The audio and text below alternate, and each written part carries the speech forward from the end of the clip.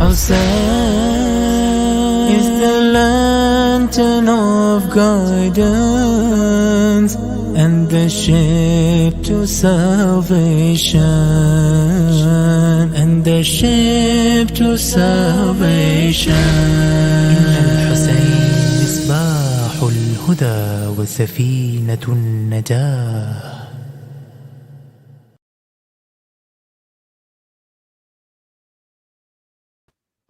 Okay, so sorry for that. We obviously lost a bit of sound on the YouTube.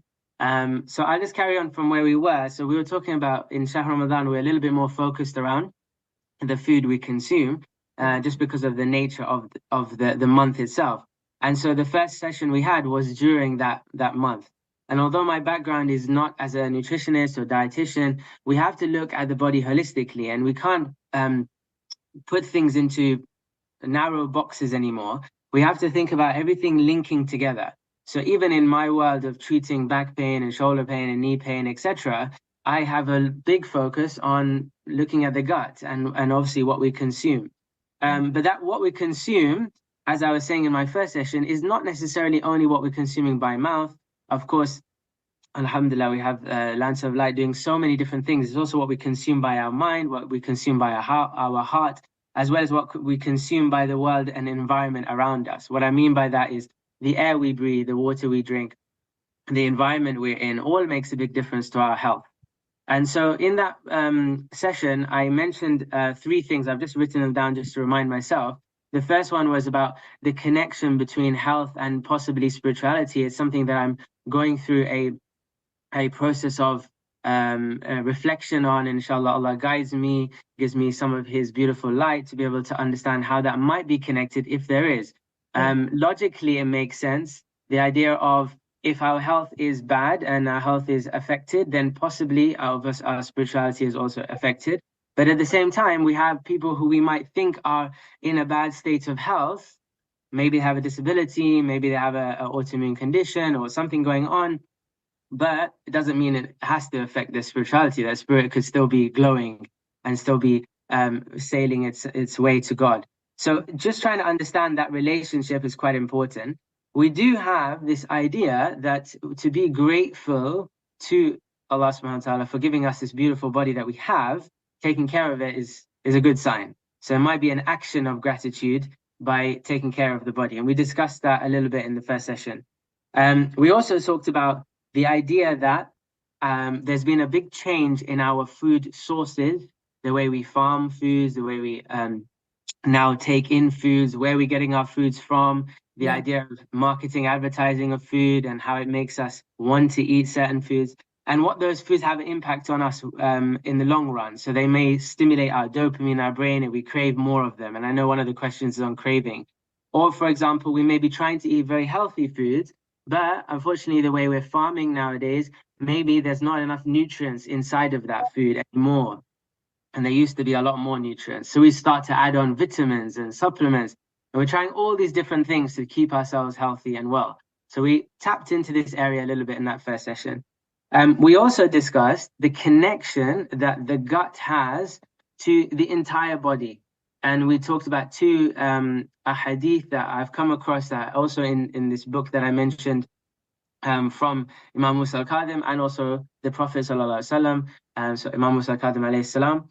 And for both of those, they talk about the relationship between the gut and your overall health. One says, the Prophet says that all diseases start in your stomach, and the other one says that if we knew about diet control, we would really be in a better position in terms of our health and wellness. I'm paraphrasing them, but they're both there. And if you want those two ahadith, there I can send them. So this was a little bit of an awakening to understanding that, look, there is a relationship between our food consumption, our health, and also ourselves. And then we discussed, and I'll just bring this up in the picture here. I think I should be able to share. Host is able. Okay, if the host can share the picture I have on the little pizza picture. If not, don't worry. But essentially, we said that when we look at food, we have to look at it in 4 different components now. We have to understand that nutrition and food helps our body to communicate with each other. All these different signals are going on inside of our body all the time. And whatever food we consume communicates with every aspect of our body to make ourselves healthy, to detox our body, to increase nutrition uptake. All of this is happening. So it's a communication part of our body. Number two, it sends information. So not only does the food particles and nutrients communicate with each other, they're also sending information. So an example I think I gave, I'm not sure, but this is an example we can give today, is things like vitamin C and omega-3. We said, oh, these are help with our immune system. Essentially what they do is they help with information, sending information. Yeah. So let me just share this so you can see. Here you go. So these are the four areas. So essentially, the vitamin C and omega-3 are information. They gather information and then they communicate signals to the immune cells to say, hey, I think something's going on over there. Can you head over there and fix it? So that's why we consume these things. The third one was about energy. So obviously the nutrients we take provide us energy, and energy is like the powerhouse of how our bodies function every day. If we didn't have energy, of course, we all get these feelings of tiredness and fatigue, but also our brain would shut down. We'd feel a bit, we wouldn't be able to concentrate very well. Our heart wouldn't beat so well. The gut wouldn't digest very well. Our muscles would get tired. So imagine it's energy is everywhere in our body and also outside of our body as well. And lastly, we talked about how food, nutrition is also a medicine. It has healing properties. Even our conventional medicines that we talk about, they are sourced from what? Plant sources, or they're sourced from the world itself. And then they are made and obviously created into whatever we desire from a conventional medicine sense. So it's not surprising that, haldi and turmeric was used a long time ago and we use it today and we see benefits. It's not surprising that black seed oil was used by the Prophet, for example, and then he said there's a healing in that, or honey, for example, that we see in the Quran. These are all very, very synchronized with our human body. And so when we synchronize with the earth, then our body also heals. And now I'm going to add a little component on top of that, which I'm learning today, recently. If we synchronize with Allah subhanahu wa ta'ala, then of course we're synchronizing with the energy of the whole reality. And therefore our body also heals. So there's two connections we have to look at for this. Essentially, in this first session, I mentioned that nutrition is like coding for the body. And these are the four areas that we focused on. And I used the pizza as a pun to say, hey, look, are we looking at the pizza of nutrition? Like, what are we looking at on our pizza? Are we eating pizza, or are we eating things that are really communicating and helping and informing our body? So this is one part of the summary of what we talked about. The other one, if I bring up the other one here.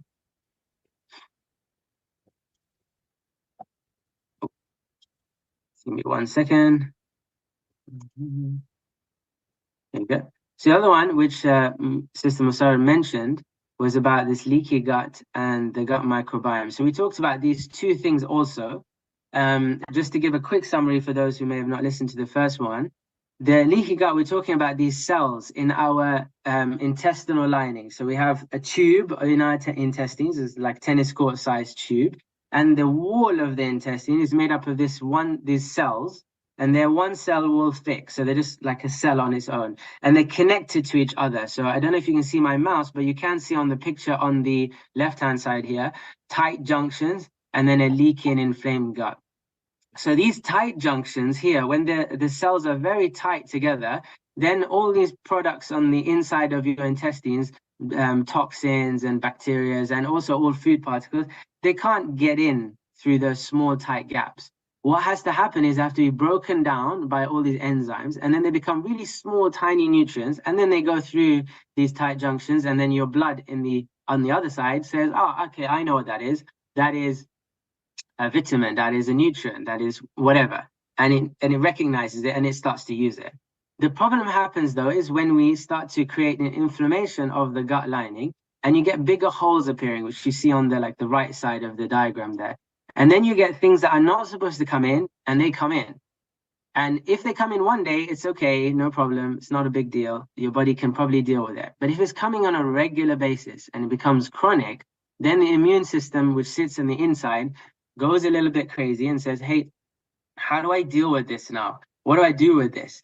So it creates an inflammatory response, inflammation. And we all suffer from inflammation. That's what gives you, and the questions are going to come, I know, but that's what gives you this multiple joint pains and aches. This is what gives you that morning stiffness in the morning when you get up, you're like, oh, I'm still aching. It's not from an injury. You didn't pick something up or you didn't punch something or twist your ankle.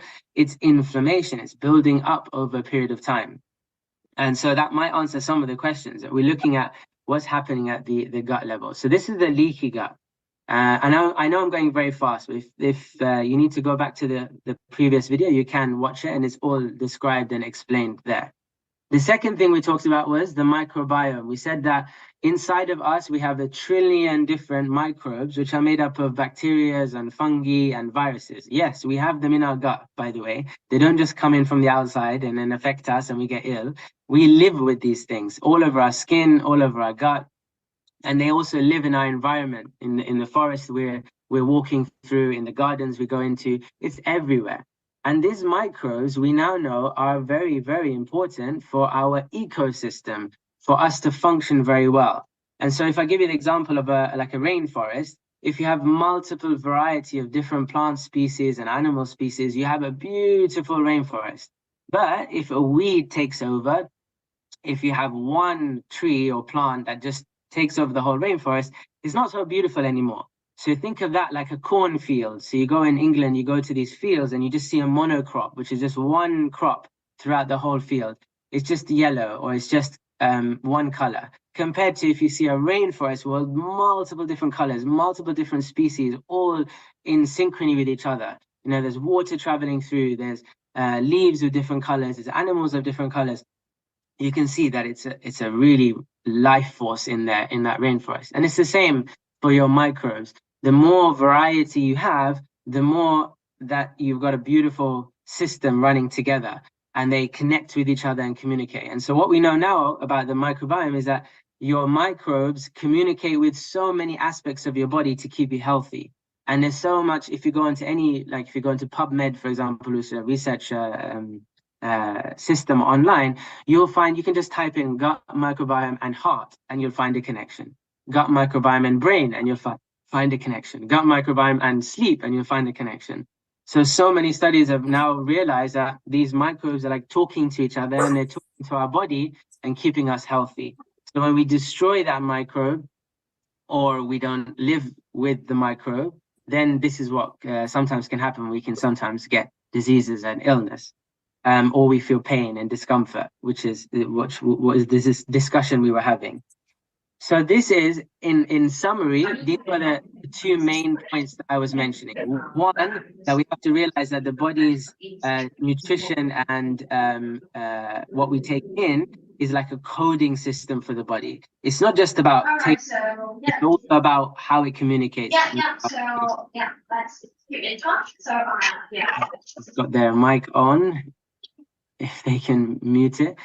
So one is it's a coding system for our body. And the second thing was we need to look at how it affects our inside body, the leaky gut and the microbe. And this is what I finished with as like session one, just so we have a basic understanding of, let's pay more attention to what we're consuming from the food that we eat, but also in general with our lifestyle as well. Just to finish, just before Sis Mussarat comes in again, just to finish that, the reason why I'm focusing so much on this is not that this is really important for me and also for me to share, that it's not just one thing. It's not just, okay, nutrition is very important and it sounds like I'm a nutritionist or I am trying to focus on nutrition. It's that everything that we look at from our lifestyle affects our body physically and mentally and spiritually, and also from our digestion and our whole body. So when we have aches and pains in the body, we have to look at one area of being nutrition. There is other areas we should focus on as well, but one of the areas is nutrition. When we feel very, we call brain fog, we can't concentrate very well, we're lacking focus, we can also look at nutrition and gut health.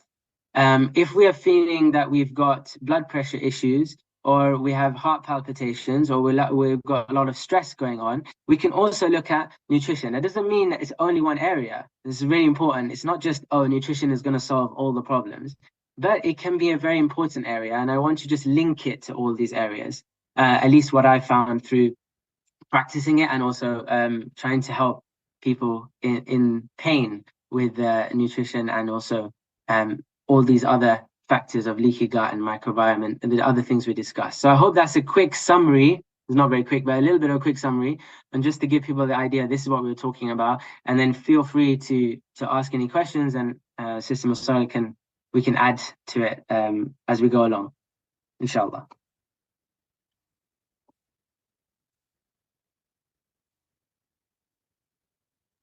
Thank you, Brother Zain. That was a amazing, great summary to all, to remind the impact of our leaky gut, and also, you know, the general lifestyle overall. Also, they were asking, I know it might be sometimes hard to give more details, but they were asking sometimes they struggle with the sleepless night, the impacts, you know, they don't get enough sleeps.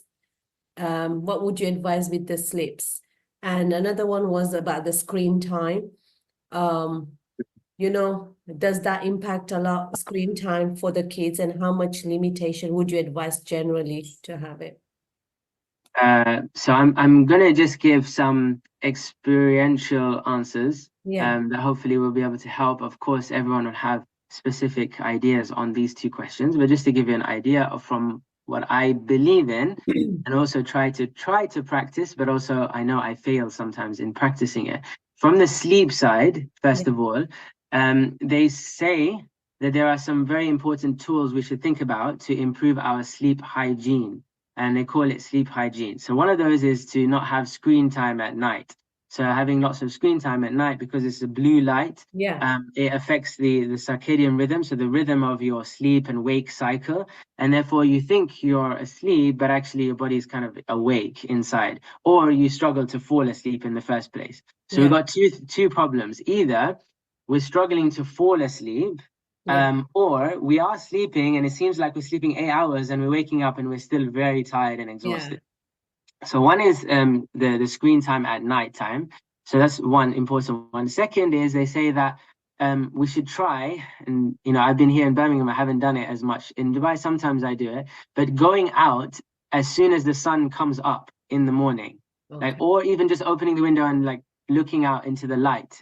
So when that first morning light comes into your eyes, again, it creates that rhythm of your brain clock and your body clock, so that you feel like, oh, it's daytime. And then melatonin, which is the other thing which rises in the night, rises when it's supposed to rise, which is nighttime. And then you feel more sleepy and you go to sleep. I suppose that fresh sun, vitamin D coming to our body and coming out in the morning, like you said, would help.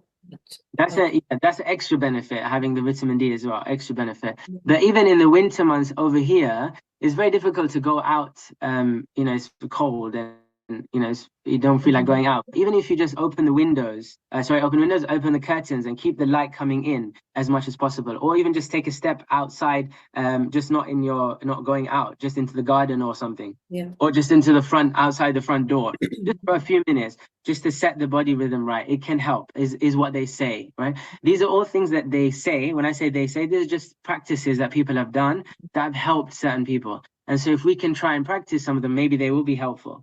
The third one is about when you eat, what timings you eat. Are also very important. So if you're eating very late at night, just 2-3 days ago, I ate very late at night and I really had a bad sleep. And that's because when you're eating late at night, your body's going to digest through the night instead of going through the process of recovery and the process of decreasing the inflammation. Night sleep is basically for you to recover. And so if you're giving your body this work to do during the night, you're going to feel really tired and exhausted in the morning, and you're not going to get good sleep. For some people, that also means coffee. And I know coffee or caffeine is also, some people break it down very well, some people don't. apparently my breakdown is nearly 14 hours. So if I have like a cup of coffee after 12 o'clock, like 2 p.m. or 3 p.m., I haven't broken down that caffeine till 2 in the morning, 3 in the morning, something like that. So obviously I'm asleep, but I don't know that my body's going through this process of breaking things down. And that can affect your sleep as well. So there are many little things. And my advice for sleep, from my experience, is just to try one, two, three, four of them Yes. and figure out which one makes you feel good in the morning. So I have noticed that, for example, if I have less screen time, or if I read something and I fall asleep while I'm reading something, it seems to have a good impact. In the morning, I feel a little bit more fresher. Yeah, that's from my experience. But it's always, now I'm saying this as an advice, it's always coming, it's always a up and down process. We have to try to build a good routine that helps us to sleep better. So that's one. So then that's the sleep side. And there is a little bit more if anyone has experiences they can share as well. On Yes. the screen times, this, you know, in the book I was sharing, the one that I was put on the page just now, Yeah. there was a study done, it's in Birmingham as well, Yeah. for eating and screen time. Okay, Yeah. which is in the book, but it's really powerful to know this, that when you're watching TV and you're eating while you're watching TV, it actually stops the hormone leptin from being produced in the body. And what this hormone does is basically tells you whether you're hungry or whether you're full. And so if you don't know if you're hungry or full, you can keep on eating. And I always give this example. If you go to the cinema, you suddenly realize you've had like so much popcorn. And when you come out, you think, well, how do I eat all of that popcorn? It's because your brain is focused on all this entertainment that's going on. It's not getting the signals of when you're full or when you're not full. So then you eat a lot. So it's not a very good idea to be watching the TV screen while eating. And I appreciate, I have two young boys as well. I appreciate that sometimes people do this in order to get them to eat the food. Otherwise, they don't eat the food. But as much as we can, we have to work together to try and find other ways in which we can address that issue, because it's going to have a long-term impact on children, but also ourselves. Yeah. So we've got to try and find a way in which we can avoid eating habits while watching a screen. Thank you, Brother Zain. I think that sounds brilliant, because I think even from my experience, I've noticed that when the kids have a bit of screen time and then they're eating something, they come back to your mommy, we are hungry again. And then that's a very important to avoid eating, and maybe having the family time and having on the table, not having screen time, but have with your parents and, just on the table without the screen. So that was brilliant. Thank you. So from that, what you said, how to the impact, and Sister Farzana had a few questions, because she's been trying hard. She's been playing football. She's been also doing this intermittent fasting. And she asked a few questions about what's the best way to keep the track. Sometimes we give up, and the impact that we get. What are the good and bad foods sometimes? If we have sometimes like a treat, and then that guilt we get as well. But sometimes it's also satisfying for our mind as well when we have it. And does age matter? When, for example, if it's like we have young youth child as well who are doing with us, sometimes they're like 14, 15-year-old, and us moms are about nearly 40-year-old. To decide the age also, does it matter of the age window for intermittent fasting? So that's okay, inshallah, I'll try my best to give whatever I've learned. So the first thing is, you said about how do we not give up, right? And how do we stick to something? Yes. I mean, this is like psychology, right? Psychology 101. How do you maintain something? I don't know. The answer is that, but I do know one thing from my experience, and that is, if you enjoy the journey, if you enjoy something, and if you really like love the process, then you will stick to it longer term. So for example, just a simple example, I have patients who come in who have back pain, for example, and if I give them an exercise, Yeah, And then they come back next week and they say, I say to them, did you do your exercise? And they say, no, I didn't do the exercise. Most likely, it's not because they are lazy and they don't do the exercise. Most likely is because that exercise I gave them is not really helping them, right? If the exercise were actually helping them, like when they do the exercise, they feel less back pain, then they're going to do it. And who wouldn't do it, right? The point is that if it helps you, you will feel like you want to do it. And this is the thing, is that we have to realize that all these things that we're trying to do to keep ourselves healthy, whether it's food, exercise, etc., you have to have a process of enjoying that journey. Yes. Knowing that you actually feel great.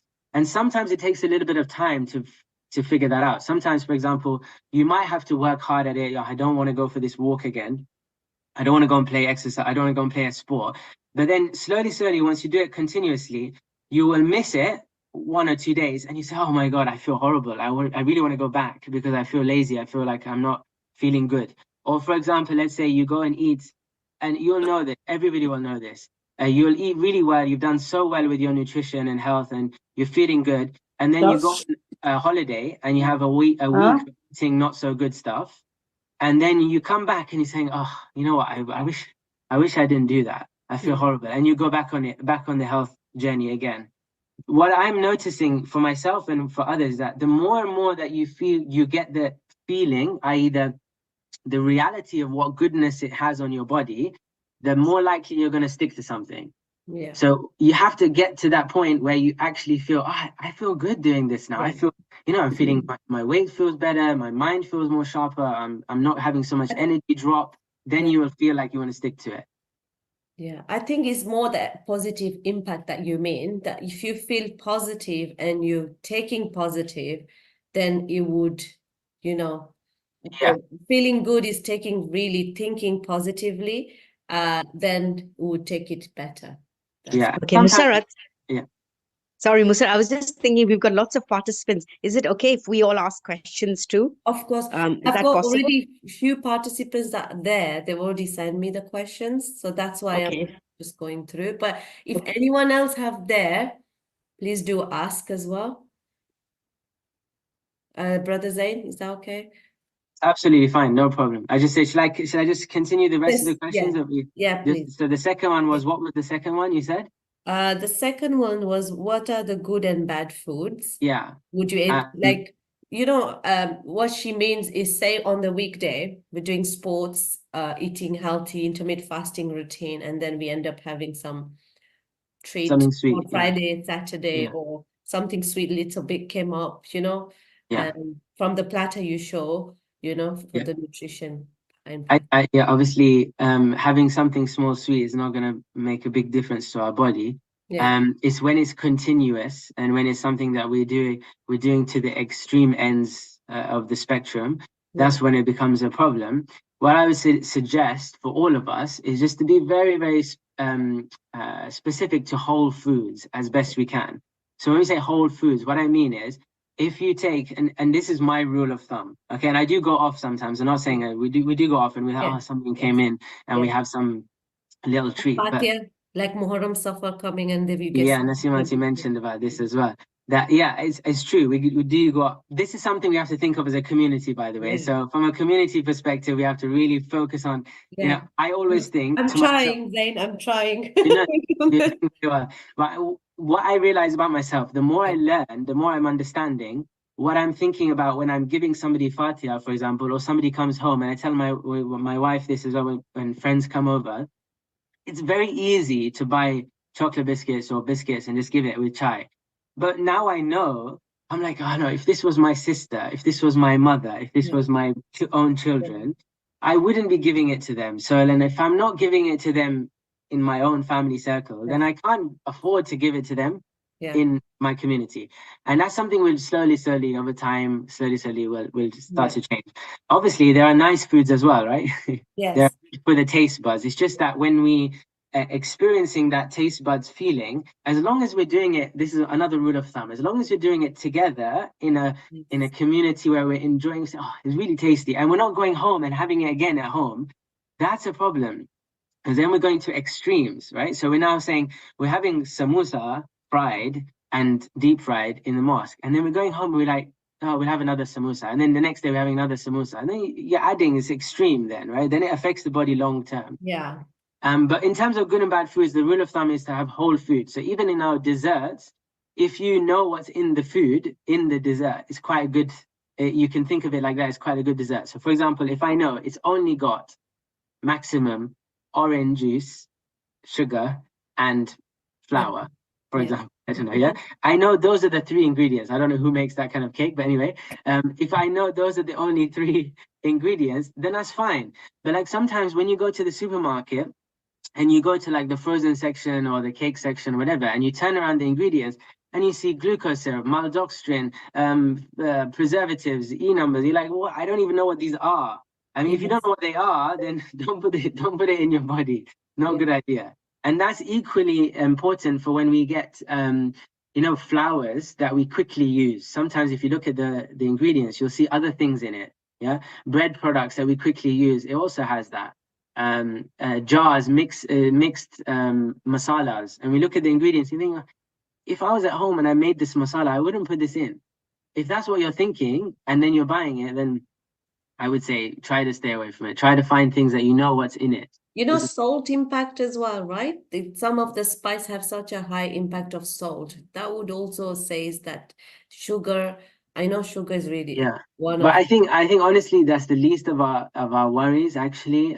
Salt, if you see salt and you see sugar in the ingredients, it's what we're thinking of, oh, it's something bad. But actually the worst of our worries, obviously in the high extremes they are bad. But the worst things that we are consuming nowadays are all these fillers. They're fillers. They're things that we wouldn't normally have in diet. And they're all there. So like E numbers not good. So someone said, or for example, like maltodextrin and glucose syrup, and maybe in small amounts, but when you add it up, it's just things that we don't normally have, and it's all in there. And you'll be surprised if you go to the bread bakery and you find fresh bread and you look at the ingredients: salt, water, flour, and then you go to your Hovis, and I shouldn't give brand names, but like Hovis bread or whatever, these different breads, you pick one of those up and you turn it around, and you're like, I wouldn't put all this inside of bread. It's just salt, water, and flour, right? So then if you don't know what it is, it's preserving the food, basically, then don't try and eat it because it's going to go into your body and then it has an impact. So that's my rule on good and bad foods. In terms of intermittent fasting and ages, I think that's probably the most important question here. Yes, it makes a difference. Our metabolism as we age in different ages makes a big difference on our body. If you wouldn't give your child who's young fasting all day because it affects their body and metabolism. And similarly, if you're doing intermittent fasting, for example, you wouldn't give, let's say you're doing it with your family and your daughter or son, you're making them do intermittent fasting, let's say not eating breakfast till 12 o'clock or 11 o'clock every day, right? But odd days, especially the days which you as a parent are aware that the day before there was a lot of consumption. So they, like, for example, yesterday I realized that my kids had lots of consumption of food. Every 1 hour, 2 hours, they're having a snack of some kind because we were out. So having strawberries, and then they had this, and then they had that.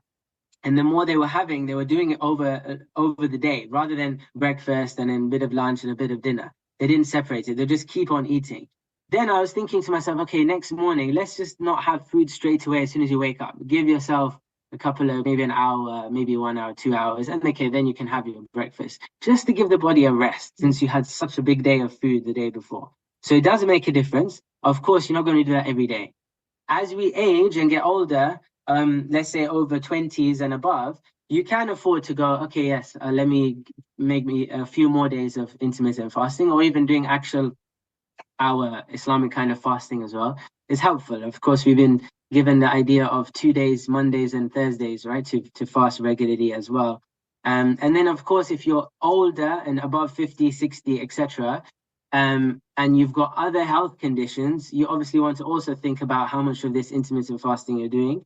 In a nutshell, the answer is your body, you're very intuitive with your body, and you know when it's too much.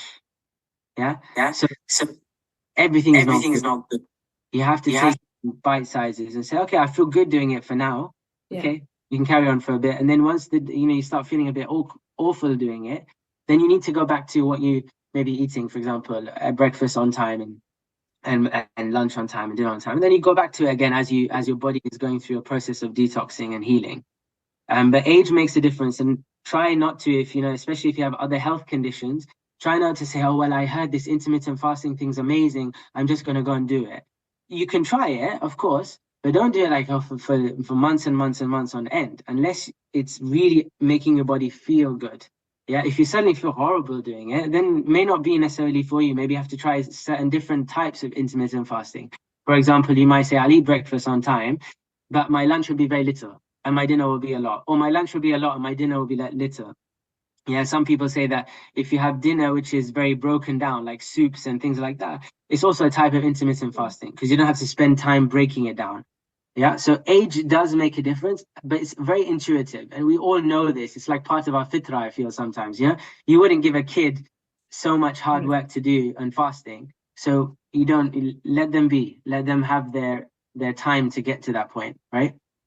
Yeah, no, sounds good. Thank you, Brother Zain.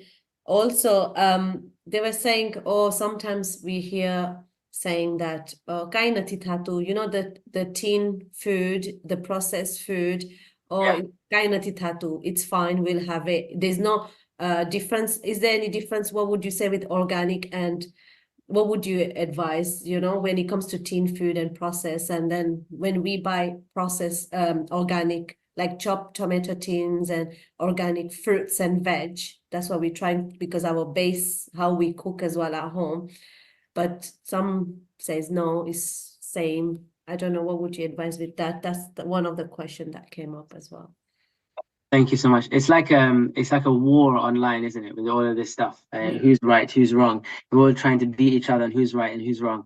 Again, sharing my experience, because I've been through this phase. I feel like I've gone through it and I'll come out the other end. The phase of, no, everything's bad, everything's a toxin, everything's going to destroy you, and we have to stay away from everything. And obviously, our lifestyles and our environments that we live in don't always give us the ability to do that. So, for example, sometimes when we don't have enough income, we cannot buy organic foods all the time. Other times we might think it's organic, and actually the free range stuff is the same. For example, it's, you know, we don't know. And now we just don't know. However, what I would say is that the way that society has changed from growing up, and I think for me, maybe it changed. Before this, when my parents were growing up, for example, it wasn't so hard, it wasn't so difficult, and the world wasn't the same. Now we've become into this like fast-paced, you know, get it on your fingertip world, and therefore the farmers, for example, have to fit to that model. The supermarkets have to fit to that model. Everyone has to fit to that model, and therefore the whole food system is changing. Everything is about convenience. You can get a tin tomatoes. I'm not going to chop the tomatoes. What's the point? I just get tin tomatoes and use the tin tomatoes. And there's not necessarily anything completely wrong with that, in the sense of people will do studies and say that there's no difference. In fact, sometimes frozen stuff has more nutrient base because it's cut and frozen quickly, and therefore it keeps the nutrients in there, rather than buying what we call fresh on the supermarket shelf or on Stratford Road, for example. However, there is a big influence of toxicity on our body, and our bodies have the ability to detox very, very well. We get rid of toxins very well. However, the burden of toxins over a long period of time can have significant impacts. And so, for example, when people look at things like Alzheimer's in the future, they look back at 30 years or 40 years before this life, and they see, or before the Alzheimer's diagnosis, and they see all this build-up of problems, of toxins in the body that we couldn't get rid of. Or when they look at things like heart disease, or even at younger ages when you're looking at focus and attention, or attention disorders and these kind of things. We're now noticing it's like if you look at it from a physical standpoint, obviously there's also a psychological and spiritual standpoint. I'm not touching that necessarily, but I feel like there's a big interplay between them. We aren't able to get rid of toxins in the body. And the problem with the world we live in, whether we like it or not, and I don't like it, of course, and none of us like it, is that the convenience world we live in sprays things on our food, cans things, and does things to food to preserve it or to maintain it, and actually also carries with it lots of toxins. And those toxins don't come from food only. They come from products of what we use in our clothing, clothes washing, or detergents, or even what's it called, perfumes and things.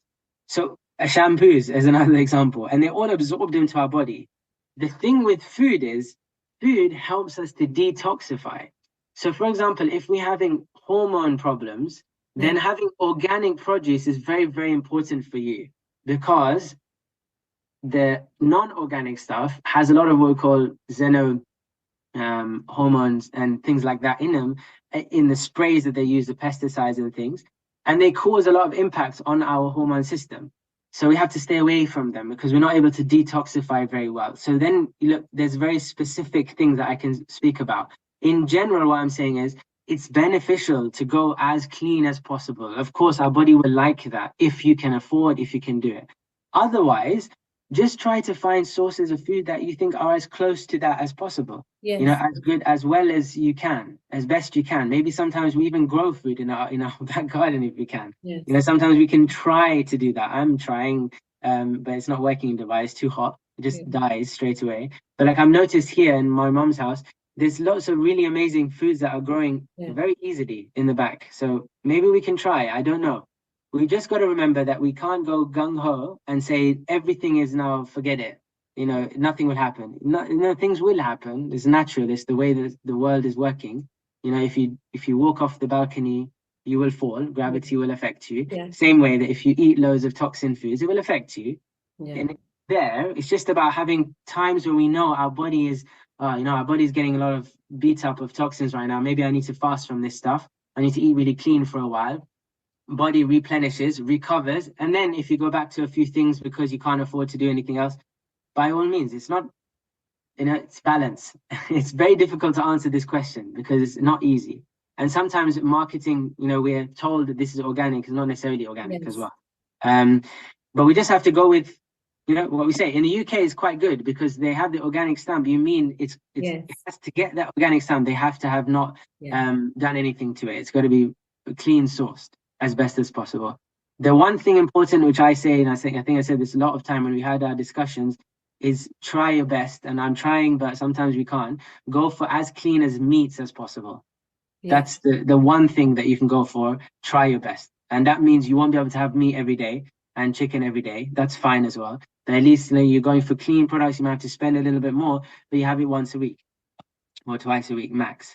So that's where you can try to be as clean as possible.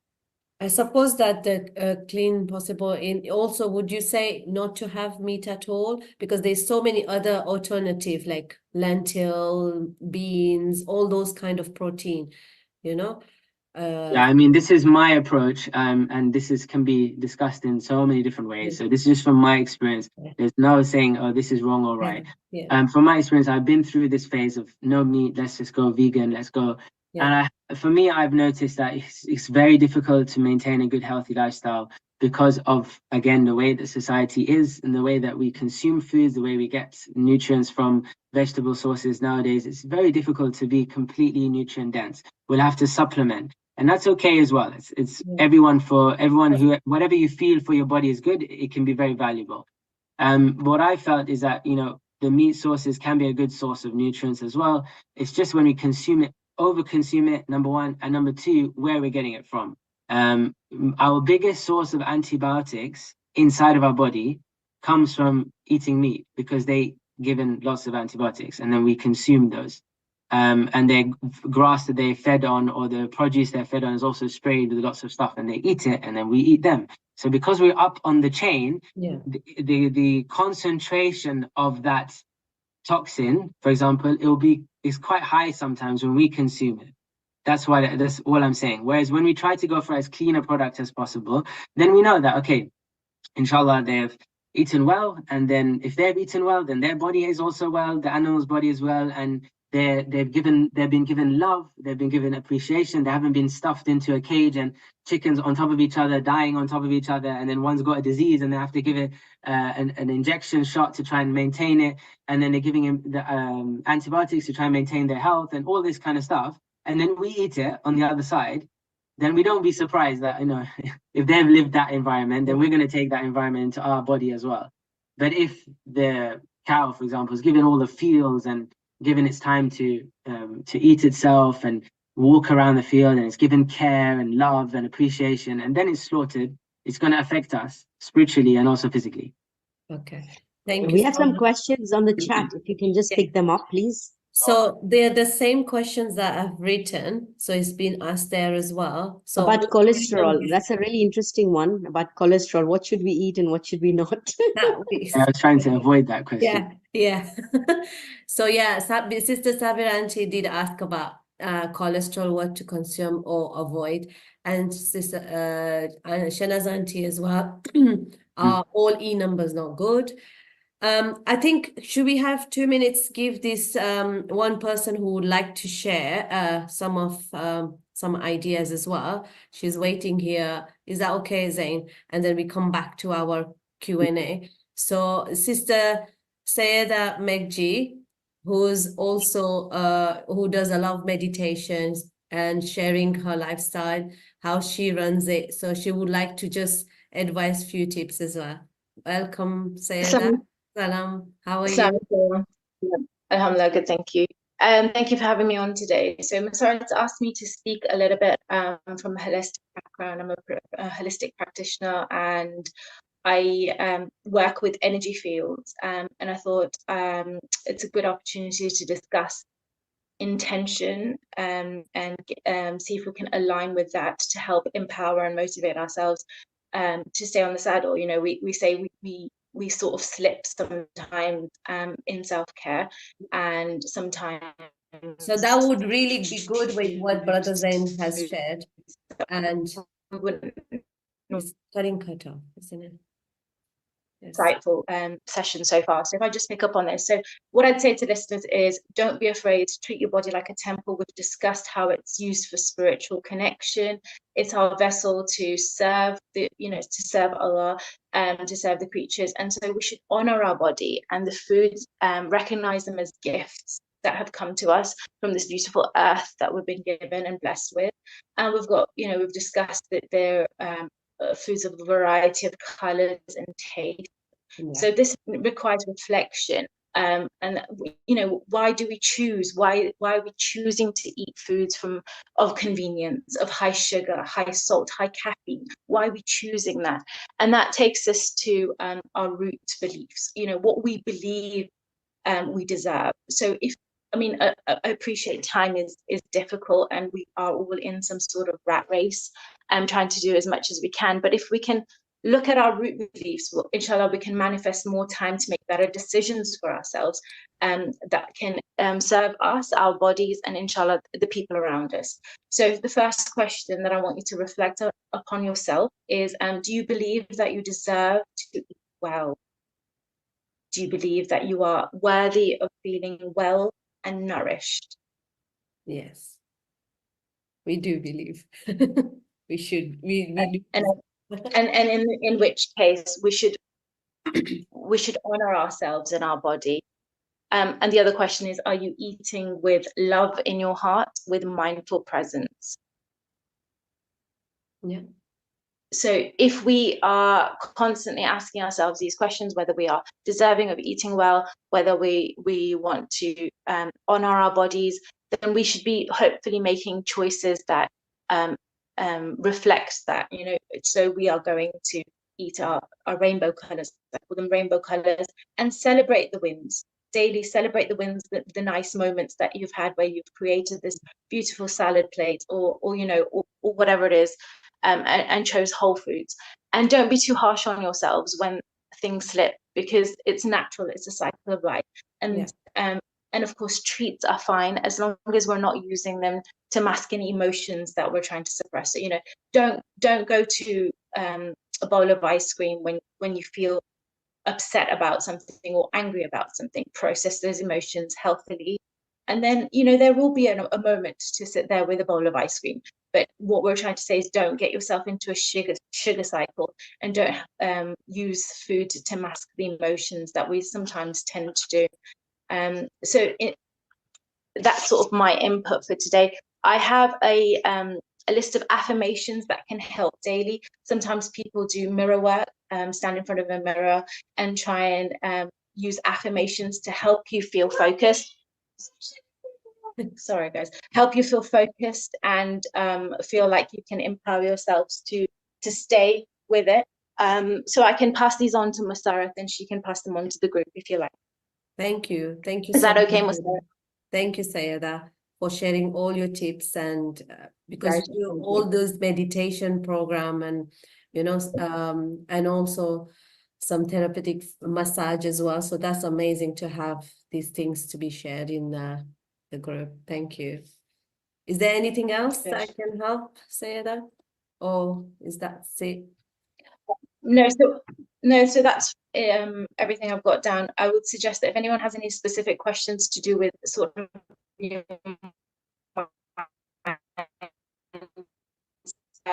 can contact me. But Okay, I can pass on these sure. raising energy and using your body. Okay. Thank you. Sure. Thank you, Sayeda. See you soon. Okay, so we are back at our questions. So sorry, Brother Zain, we've got 3-4 more questions, and then inshallah we can end up with a little show of smoothie, and then we will carry on after that, inshallah, in future with Nasimanti and Lentil of Night. So I can go through these questions that come on the chat. Yeah, please do. But before I Okay. do, thank you for that. course. Sister Say that is very good, because ultimately it all comes down to that root intention and root cause, which is really important. That appreciation and those affirmations, I think, will be very valuable just to help all of us. So I'm looking forward to those as well. So number one, we got all E numbers not good. I had someone tell me, would you eat an alphabet? Would you eat an alphabet? No, right? I mean, it's the fact that these E numbers are in everything. I mean, we don't know what they are, basically. I mean, if you don't know what they are, if you don't know what they mean, if you don't know how it impacts your body. Okay, what about 1 second, Zain? What Go about on. ABC juice? So like On- apple, beetroot, and carrot juice. Yeah, so you can eat that as an alphabet, fine, that's okay. But I mean, what we mean by these E numbers, of course, are in all these packets, right? So I'm just saying that just avoid things that you don't know what they are. If you don't know what they are, try to avoid as much as possible. Because these numbers don't make sense to anybody. E106, E77, we don't even know what they do, what they are, and I don't even know why they're there.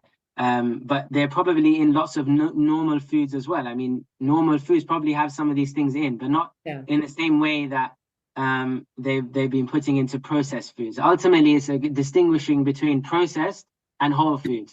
Processed, we always process food. We cook things, we process it. But it's about overly ultra processed stuff, things that are ultra processed. They're gone through, like, for example, a potato looks like a potato. You know what it looks like. And if you boil it and then grill it, that's it's a processing method. But you still know it's very close to a potato. Yeah. But if you go and make like potato flakes out of it, which is some of these crisps that we have, like they're actually not even potato anymore. They just become like flakes at the end. And then you make a crisp out of it. It's not very close to a potato anymore. It's like gone very far away from that look. And that's a good. That's what they're hearing. So if you have those, sweet potato crisps, fried sweet potato crisps, they say, "Oh, I'm having this healthy sweet potato." Yeah, but they've been processed quite a lot before they get to that. So that's where you have to think about what's been put into that. And the biggest problem there is actually, someone's going to ask me this question, so I'll say it now as well. That is the type of oils we now use. Which we are, unfortunately, is quite unavoidable sometimes, but the type of oils we use also makes a big difference. And because some of them are cheaper, and that's why we produce lots of it. And then again, it comes back to market and convenience, etc. The second question was on cholesterol. Am I okay to just go through these? Yeah. Yes, please. Yeah. Yeah. So the second question was on cholesterol, which I was trying to avoid. I know. So first of all, cholesterol has so many different aspects to it. And please, don't take my word always for these things. Look into it, ask some people. You always have to talk to different professionals as well, based on your circumstance, based on your medication, based on your lifestyle. All of this makes a big difference. But what I'm understanding now from my experience so far is that this cholesterol that we think is good, bad, everything we learn about it, cholesterol exists on every cell of our body in the membrane of the cell. And so it's important as a transporter. It transports things. You know, we talk about HDL and LDL. We talk about the bad ones and the good ones. Who are the bad ones? The bad ones are the ones that take the fat towards not the out of the organs, but towards the organs, right? Or towards the tissues itself, and then causes a problem. So what is, you know, is the bad ones the ones that clog up the arteries and causes a problem? This idea, I'll give you an example. So if you, for example, think of a motorway that has several buses on it, or 100 buses going on the motorway, and there's only one person sitting on each of the bus. Are you likely to have a crash? What's the likelihood of having a crash? 100 buses, lots of buses. It's likely, there's a possibility there might be a crash. And if there's a crash, then there's a big traffic jam. And if there's a big traffic jam, then there's a problem, right? And there's injury as well. But if you have 2 or 3 buses on the motorway with hundreds of people on the bus itself, it doesn't matter how many people are on the bus, the likelihood of having a crash is less likely. And so when we look at that as cholesterol, think of the people on the bus as cholesterol. The numbers doesn't always, and that's why I mean, go to professionals as well. Don't just take my word for it as well, because your circumstance might be different. But the number of people on the bus doesn't always make the problem. It's how many transporters there are that could cause a crash. So there's also a carrier of the cholesterol, a transporter of the cholesterol. We have to look at that as well. You can't just look at cholesterol on its own. Yeah. Right. So your cholesterol might be high, but your transporters might be low. And if your transporters are low, it might be okay. It's just that maybe we need to think about some lifestyle issues that would bring your cholesterol down a little bit and then give you a better lifestyle. But it's not likely you're going to have a crash, right? But if you've got loads of transporters and you've got loads of cholesterol on top of that, so loads of people on the bus that are annoying the driver, and you've got hundreds of buses on the motorway, you're going to have a crash. And if you have a crash, you've got loads of people to deal with as well. When they come out of the bus and then cause a whole chaos on the motorway. Think of the motorway as your arteries, and then if you have a crash and then you have all these people coming out, you're going to have a big problem. So you're going to try and maintain the transporter level to the number of people, right? That's the kind of idea. So when we think about what to consume, you have to look at it as a lifestyle thing. Cholesterol, if it's high, there's a root cause to it. It can be caused by stress. You know, your body's stress system might decide that you need more transporters. I'm really stressed. We need more buses to get to this destination. So let's put more buses there, right? It might do that. So there's a root cause behind it. Stress could be that. It could be that obviously eating habits, obviously very highly processed foods, high sugar, high salt, these kind of things, but also all these processed ingredients can be a problem. We know that already. Try to keep variety. Try to make sure that you have lots of different colors we talked about. You know, different types of vegetables, different types of fruits, when we can, will have a good impact because it will help your digestive system. One of the biggest one, of course, is going to be like insulin and glucose and, you know, that kind of side. So the diabetic or the pre-diabetic, we have lots of foods which spike our body's glucose in the body, for example, very high, and then it drops it very low again. And we don't really want this high and low, because again, the example I gave you was that the body will get scared and worried all of a sudden, and you'll want to create more transporters, or you'll want to put more people on the bus. Think of it like that, yeah? And then, we'll go one more, haven't we? What meat is, have I missed any? No. What meat is good? Beef, mutton, lamb. Anything that, again, I said is as clean as possible. I don't know the answer to those 3. They're all tasty, right? So they're all nice. Then ankle and hand issues, pain, swollen.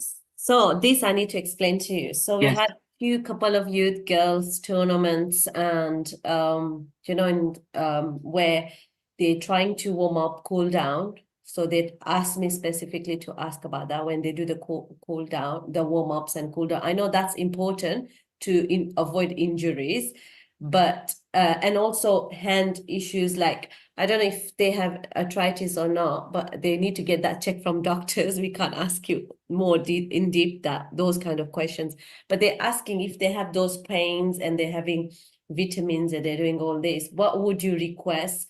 Some kind of exercise or stretches or anything for first ankle and then the arm? Yeah. Okay, so both of these are going to have the same cause, right? So there's two Yeah. things here. One is swelling, and the Yeah. other one is pain. And Yeah. these are two different. The two things. So you the have to first think about. one is swelling. So swelling is very different. If you're getting swelling that's not caused from an injury, Yeah. okay, so you didn't twist your ankle or Yeah. something happened to the ankle to give you the swelling in the first place. It's just that after the exercise, after playing sport, your ankle suddenly swell up. Then that's a problem of inflammation. That's a problem that the body has already, prior to playing the sport, prior to even football, prior to anything you did, you were already very inflamed in the body. And so then when you added some impact of running, all of a sudden your body just burst out into trying to heal. And that's where the inflammation, the swelling comes from. So it's very different to when you twist your ankle and you get swelling. That's obviously from an injury to the tissues. This is something else. So you need to think about the lifestyle that you're leading prior to even the sport. So the most common things are blood flow. Okay. Yeah, so how good is your blood flowing through the body? That means, are you also exercising outside of the sport to keep the blood flowing nicely? Number two, obviously the food types you're eating. Okay, very important. Number three, that leaky gut we were talking about. We were talking about the holes that are you increasing that? And that could be that could be you eating really, really well, like you said, eating all the vitamins, but you have a sensitivity to certain foods. So common ones are like gluten and dairy, things like that, right? And they affect the lining, and then that can cause an issue of inflammation in the body, right? And obviously number 4 and 5 are sleep and stress. Of course, if you're really highly activated, okay, you're very high activated stress-wise, and that doesn't mean you're stressed, like we say stress. I just mean, like I'm talking right now very fast, I'm trying to get through the questions. That means I'm highly activated. I'm always worried about something. This is going to happen. I've got to go and do this. I'm like that. My child is going to be hungry and I'm going to go here. That means you're stressed. Your body is going to be in an inflamed state. And then all of a sudden you just quickly, it's 12:18, I've got to go and play football. Then you're going to come back with some kind of swelling, right? Because your body is really reactive. Then the other answer is about pain. Okay, so it's not swelling, or it may be a combination, but I'm getting discomfort and pain. Now, obviously, this can be from several different reasons. Might be that you're not strong enough through that. So stability, strength issues, which Sister Mussarat asked me that maybe can I send an exercise? I'll send some ideas. Yeah, especially for the youth, because they're trying, moms, we can understand with the busy schedule or something that we can think about what is going wrong between that time, the mothers and the adults. But what about between the age of 12, 14 and 16 plus? Yeah. Those age advice, Yeah, so it's both actually. So even though you have a bit, it's for both. One is that stability and strength. The other very common one amongst ladies is actually for us in our community is vitamin D, and that's it's huge. We're just not getting enough vitamin D, and it might be one nutrient, and that I'm not very like specific to saying, it's one nutrient problem, therefore it's going to solve everything. I'm not that kind of person, but vitamin D for sure, it affects the peripheral parts of your body, so wrists, the fingers here, and ankles and toes as well. So bones as well. It makes you feel like you got an achy thing going on. So it's probably a good idea to have vitamin D tests. It's very easy, and then you can take vitamin D supplements if you like, or go in the sun a little bit more. And it seems to have a really big impact on pain and discomfort. So in terms of the exercise, of course, I've got some strength exercises, but in terms of the other thing about just having like these pains that go on, these are, again, I'll come back to it. These are not from injuries, right? If they're from injuries, like you twisted an ankle, you pushed something, lifted something, it's different. If it's something that's happening, all the time I'm suffering from this wrist pain, all the time I'm suffering from holding shoppings, for the seniors, they were saying about the seniors holding shopping, heavy shoppings, going from bus and stuff. That could be a strength thing as well. That could be that outside of that, for seniors especially, we lose muscles very quickly. Every year we lose muscle mass very fast. So doing very gentle strengthening exercises in the house, very simple. It could be just like on the wall, pushing up and down. It could just be like sitting on the chair, coming back up. It could be just holding some light shopping and lifting it and putting it on the table and bringing it back off the table. Saucepan with water in it. You just put some water in it and you put it on the top of the kitchen and you put it back on the table. So you're training your body to have a little bit of strength. Obviously, if we're younger, we can do a bit more strengthening exercises as well. But that's a big one. I think though, I'm seeing this is very common, very common. People seem to be getting aches and pains all the time, Or they and feel for random tired issues. all the Yeah, time. and tiredness as well. I actually wrote this down, so I'll give you like a quick 30 seconds. Yeah, sure.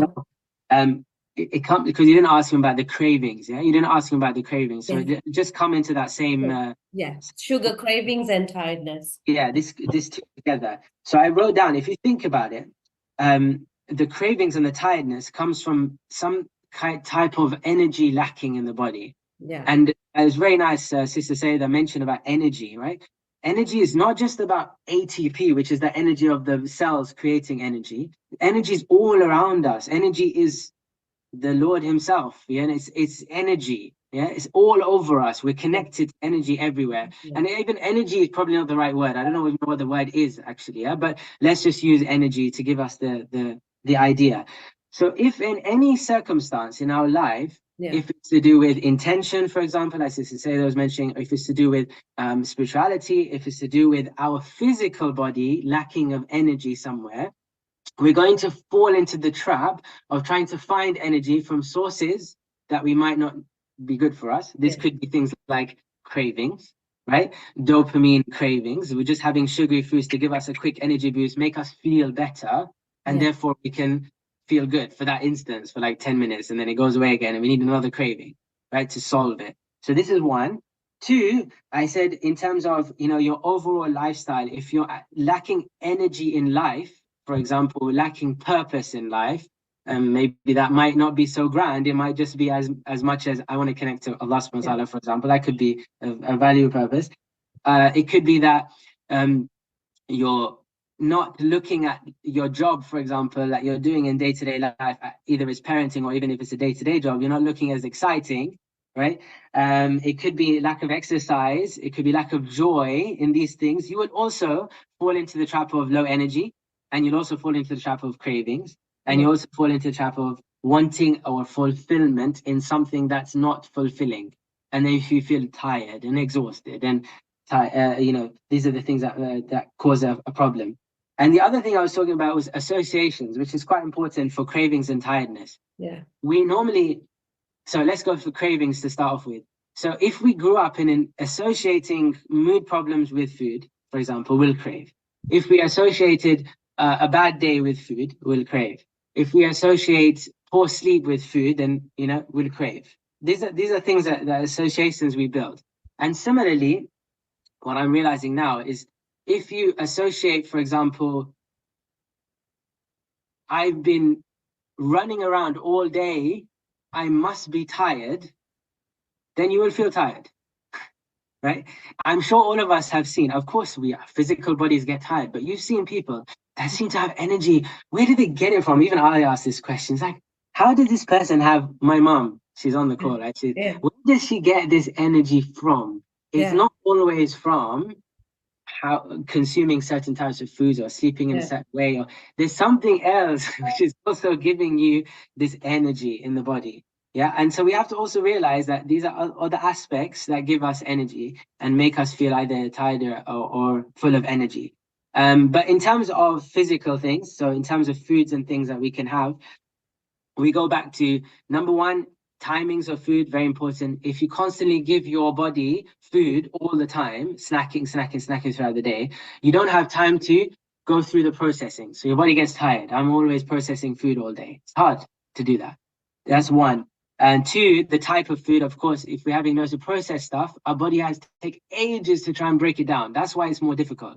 It's hard, it's just like, I've still got sugar in my body. I'm trying to solve the whole concoction of what's going on. Not breaking it down in terms of digestion. In terms of digestion, it's very easy. But in terms of how it processes in the body, the liver, the kidney, everything, it takes ages. Versus healthy, foods, they will be much easier. Yeah.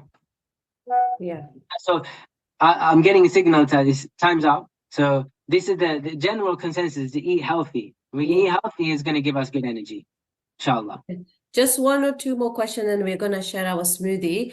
I think you better share your smoothie. Yeah. So I'm gonna share that, and then just one thing that is about the how many a day calorie taking would you advise? roughly calorie taking, those who are looking after their meals, and trying to eat healthy and, looking after themselves. And water. Is there anything alternative from water that would you advise than water? And some people really struggle to have just normal water. Like us, we are fine, but I think in UK, many, and that's very important, water normally to have in a day, at Okay, least two. Yeah.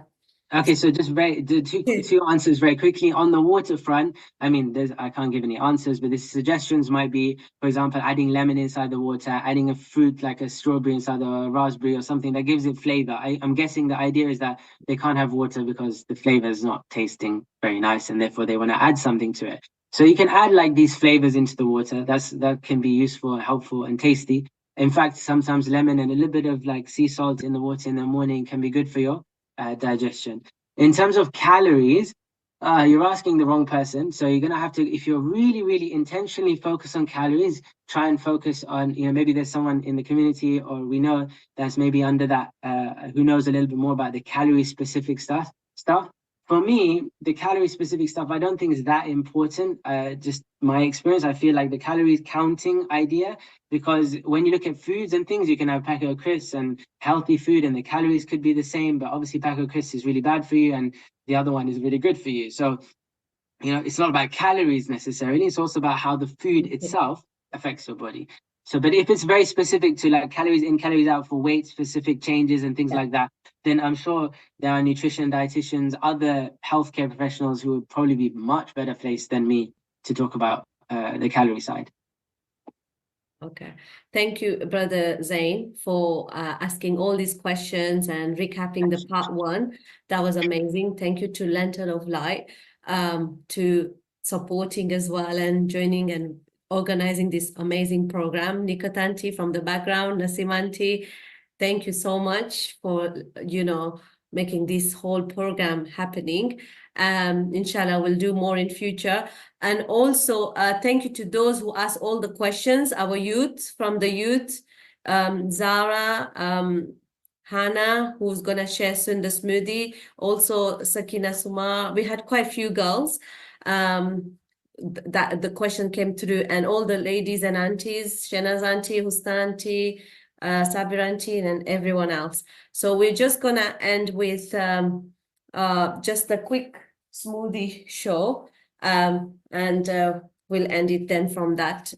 Is that okay, Nasimanti, Nikatanti, Zain, Brothers Zain? Do you need anything else to say, or just let me know, and I'll just get this sorted, inshallah.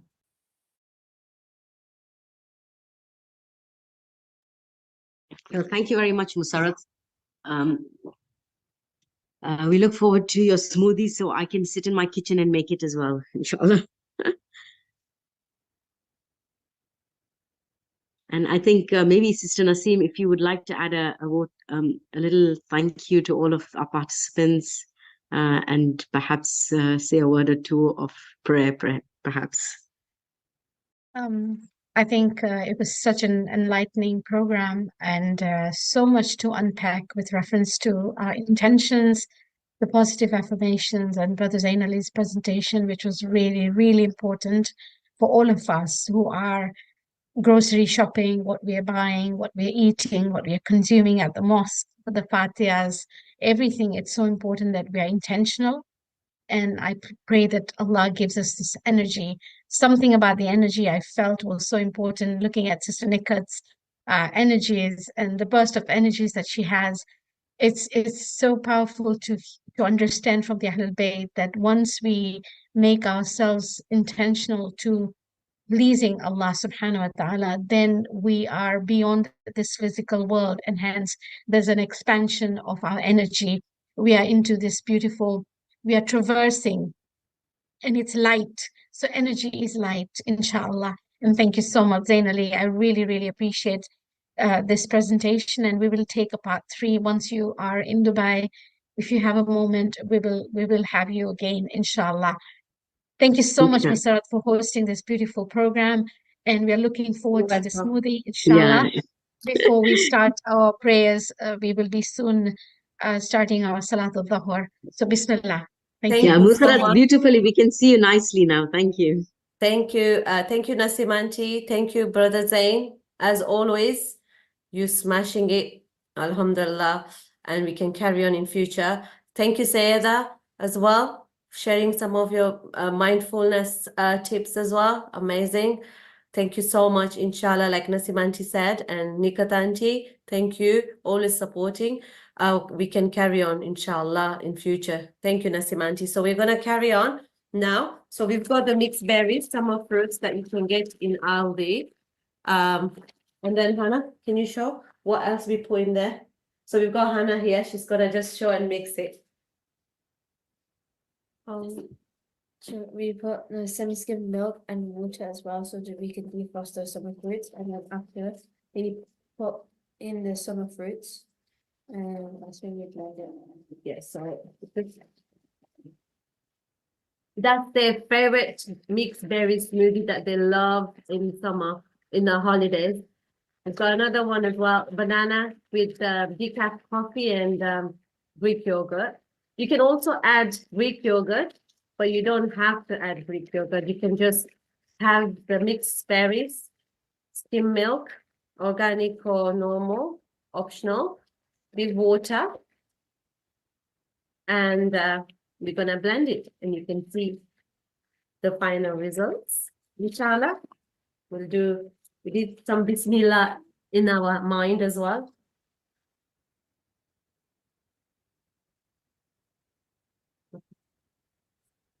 And now we're going to change, we're going to just cover it.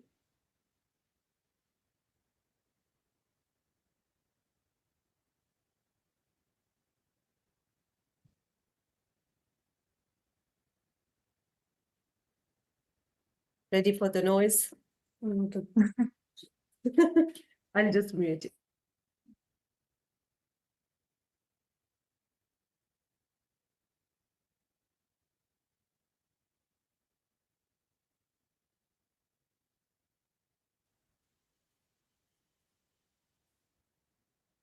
Okay, so this is nicely done. You can add some honey on top if you want to be a bit more sweeter. It's optional as well. We love without honey or with honey. So we have very nice organic honey from Africa. That's from Burundi and Rwanda.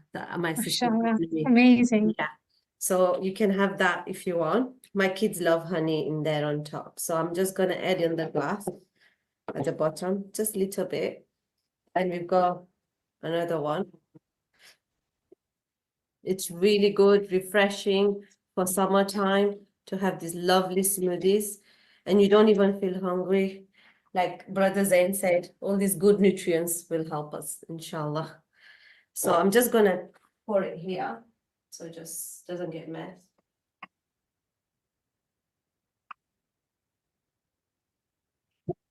Mussarat, it sounds like you've already done your today's cooking.